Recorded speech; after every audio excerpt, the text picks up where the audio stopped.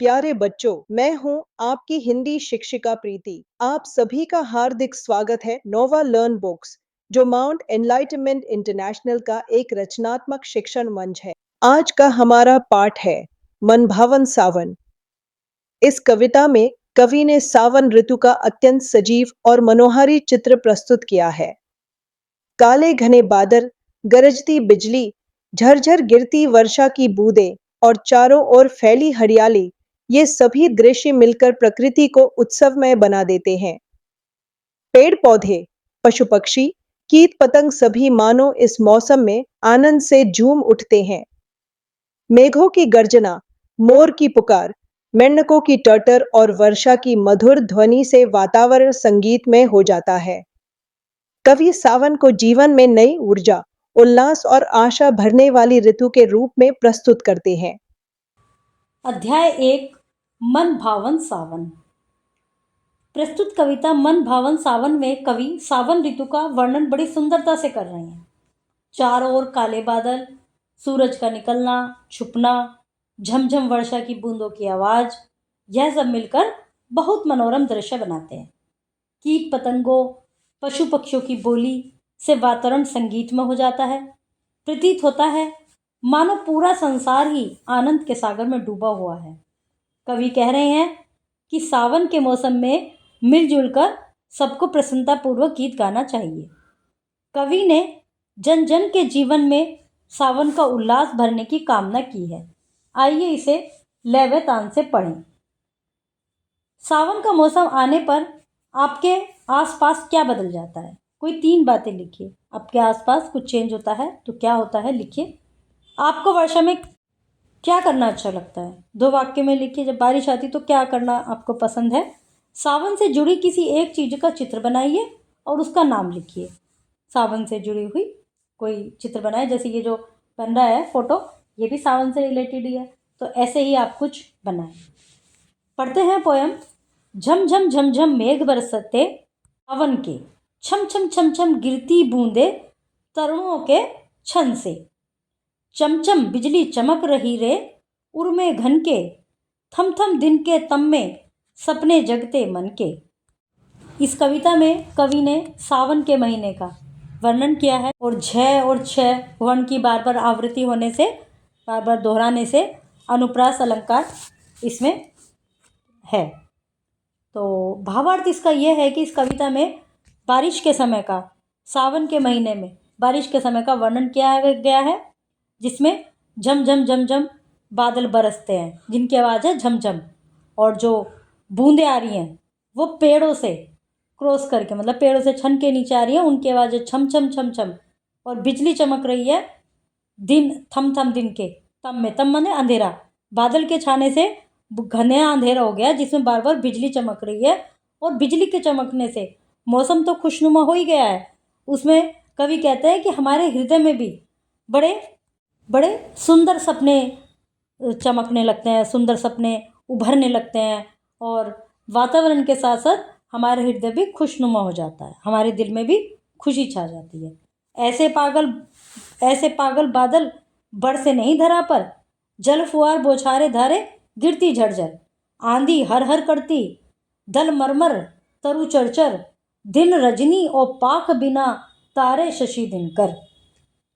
इसमें कवि आगे कहते हैं कि बादल जो हैं बहुत तेज बरस रहे हैं, बिल्कुल जैसे पागल बादल बरस रहे हैं, इस समय बहुत तेज बारिश आ रही है, और जल की जो फुहार है, जो बौछारें हैं, वो पृथ्वी पर गिर रही हैं और उनकी आवाज़ क्या है? झरझर। आंधी भी चल रही है, आंधी की आवाज़ क्या है? हर हर।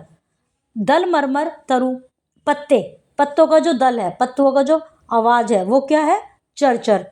दिन रजनी, दिन रात में बदल गया है, और पाक का जो इस समय जो समय चल रहा है, हर महीने में जो हिंदी के महीने हैं हमारे, जैसे फागुन और आषाढ़, चैत, बैसाख, ऐसे होते हैं हिंदी के महीने। इंग्लिश में तो हम जनवरी फरवरी इस तरह से जानते हैं। तो हर महीने के भीतर में 2 पक्ष होते हैं, एक कृष्ण पक्ष, एक शुक्ल पक्ष। कृष्ण पक्ष वो होता है जिसमें अंधेर रहती है, चंद्रमा का आकार निरंतर घटता जाता है, फिर अमावस्या आ जाती है और उस दिन चंद्रमा बिल्कुल नहीं दिखाई देता। फिर आ जाता है शुक्ल पक्ष। शुक्ल पक्ष में अमावस के बाद जो पहला दिन होता है शुक्ल पक्ष का, उसमें थोड़ा सा चंद्रमा दिखता है, फिर वो धीरे धीरे बढ़ता जाता है और फिर पूर्णमासी आ जाती है, पूर्ण चांद उस दिन दिखाई देता है। तो ये वाला जो समय है, जिस समय बारिश आ रही है, वो वाला समय है जिसमें कि चांद बिल्कुल नहीं दिखाई दे रहा, दिन बिल्कुल अंधेरा हो गया, रात बन गई है, और बिना तारे वाला, बिना चंद्रमा वाला, वो वाला इस समय पक्ष चल रहा है। तो पूर्णतः अंधकार हो चुका है, और अंधकार भी ऐसा जिसमें चांद भी नहीं है, तारे भी नहीं है। इसके समय का बड़ा सुंदर वर्णन किया गया है, क्योंकि आंधी भी चल रही है, बिजली भी चमक रही है, बारिश भी हो रही है, ये सब इसमें बताया गया है। पंखों सेरे फैले फैले, ताड़ों के दल, लंबी लंबी उंगलियां हैं, चौड़े करतल, तड़तड़ पड़ती धारवारी की उन पर चंचल, टप टप झरती कर मुख से जल, बूंदे झलमल। इसमें कवि ने बारिश का और ताड़ के पत्तों के बीच में एक सुंदर संबंध दर्शाया है। इसमें कवि कहते हैं कि ताड़ के पत्ते जो हैं वो पंखों की तरह फैले हुए हैं, ताड़ के पत्ते, जिसमें उनकी चौड़ी हथेलियां हैं, करतल हथेली और लंबी लंबी उंगलियां हैं। ताड़ के पत्तों को आप कभी देखिए, गूगल सर्च करके देखिए कि वो चौड़े चौड़े होते हैं और उनमें आगे उंगलियों की तरह नुकीले पंख होते हैं, एंड जो होते हैं उनके नुकीले होते हैं। तो उनकी लंबी लंबी उंगलियां हैं, चौड़ी हथेलियां हैं, उनके ऊपर वारी जल की बूंदें जो है, चंचल जल की बूंदें, वो तड़तड़ पड़ती हैं, जिससे ऐसा महसूस होता है कि मुख से आवाज़ निकल रही है। पेड़ों के पत्तों पर गिर रही है बूंद, फिर उसके बाद से धरती पर आ रही है, ये जो झड़ती मतलब गिरना। तो ऐसा प्रतीत होता है कि उनके मुख से झलमल जो बूंदें टपक रही हैं, वो टप टप की आवाज़ कर रही हैं। नाच रहे पागल हो ताली दे चल दल, झूम झूम सिर नीम हिलाती मुख से विहल, हर सिंगार झरते बेला कली बढ़ती पल पल, हंसमुख हरियाली में खगकुल गाते मंगल। इन पंक्तियों में कवि ने वसंत ऋतु का बहुत सुंदर और जीवंत वर्णन किया, मतलब पर्सोनिफाई किया गया है। पर्सोनिफिकेशन फिगर ऑफ स्पीच है, मानवीकरण कहते हैं जिसको। इसमें कवि ने बताया है कि नाच रहे हैं पागल हो ताली दे चल दल पीपल के पत्ते। कवि कहते हैं कि पीपल के पत्ते का जो ग्रुप है वह आपस में ताली दे देकर नाच रहे हैं। ऐसा हो रहा है जैसे इतने खुश हो रहे हैं कि पागल होकर ताली बजा रहे हैं। और नीम की जो पत्तियां हैं वो अपना झूम झूम कर अपना सिर हिला रही हैं, सावन के आने से बहुत खुश हो रही हैं। हरसिंगार के फूल आते हैं, हरसिंगार के फूल होते हैं, ऑरेंज डंडी होती है, वाइट कलर के फूल होते हैं, वो ऐसे झड़ रहे हैं, बहुत सारे नीचे गिर रहे हैं। और जो बेल हैं उन पे कलियां पल पल बढ़ती जा रही हैं। सावन के महीने में एक जो वसंत ऋतु है, वसंत ऋतु कहेंगे, वसंत ऋतु जिसको ऋतुराज भी कहा जाता है, वसंत का महीना, तो वो महीने का वर्णन किया गया है। तो जो बेल है उन पे कलियां पल पल बढ़ रही हैं, हंसमुख हो रही हैं, खुश हो रही हैं। खग होते हैं पक्षी, कुल होता है उनका समूह, मतलब एक तरह से कुल उनका परिवार।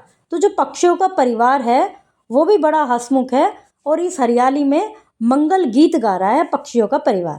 दादुर टर टर करते, झिल्ली बजती झंझन, म्याऊ म्याऊ रे मोर, पीऊ पीऊ चातक के गण, उड़ते सोन बलाक, आद्र सुख से कर क्रंदन, घुमड़ घुमड़ घिर मेघ गगन में करते गर्जन।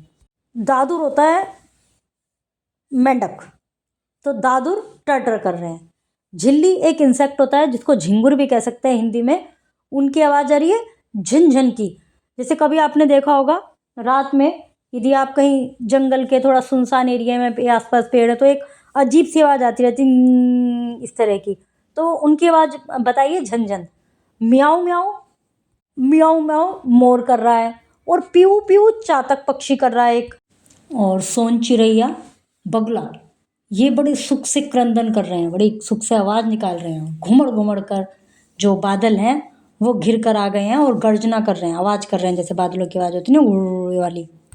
इन पंक्तियों में कवि ने वर्षा की आवाज़ को प्रिय स्वर कहा है जो हृदय में सम्मोहन उत्पन्न करती है, तथा वर्षा के प्रेम से आतुर होकर कीट और पक्षी मधुर गान करते हैं। मेघों की बादलों की जो कोमल छाया है जो पेड़ों से गुजर कर पृथ्वी पर आती है, वो पृथ्वी के मन में आलस की लालसा उत्पन्न करती है।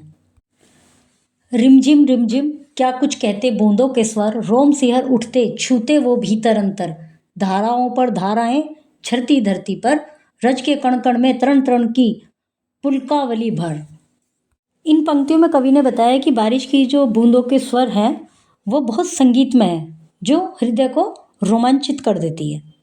कवि ने बारिश की धाराओं को झरने के समान बताया, जो एक के बाद एक पृथ्वी पर गिरती हैं और पृथ्वी के कण कण में जीवन भर देती हैं और उसके तण तण तिनके तिनके को प्रफुल्लित कर देती हैं, तिनके तिनके को खिला देती हैं, खुश कर देती हैं। प्रफुल्लित होना, खुश होना, जिसमें खुशी से रोमांच बढ़ जाता है तिनके तिनके में। पकड़वारी की धार झूलता है मेरा मन, आओ रे सब मुझे घेर कर गाओ सावन, इंद्रधनुष के झूले में झूले मिल सब जन, फिर आए जीवन में सावन वन भावन। इन पंक्तियों में कवि ने बारिश की धार को पकड़कर झूलने की कल्पना की है। वारी मतलब बारिश की धार को पकड़कर झूलने की कल्पना की है, जो उनके मन को आनंदित कर देता है और बड़ा खुश कर देता है। कवि ने सभी लोगों से मिलजुल कर इंद्रधनुषी रूपी झूले में झूलने को कहा है। कवि सभी का आह्वान करते हैं कि सब मिलजुल कर इंद्रधनुषी रूपी झूले में झूलें, और कवि चाहते हैं कि सावन का महीना मेरे जीवन में बार बार आए, ताकि वो उनका हृदय इतना ही रोमांचित रहे, क्योंकि सावन का महीना आनंद, सुंदरता, खुशियों को लाता है और इसी प्रकार उसका सभी को मिलजुल कर आनंद उठाना चाहिए। प्रिय बच्चों, आज हमने मनभावन सावन कविता के माध्यम से जाना कि सावन केवल वर्षा का मौसम नहीं, बल्कि आनंद, संगीत और जीवन का उत्सव है। अगली कक्षा में हम फिर मिलेंगे, एक नए सुंदर पाठ और नए विचारों के साथ।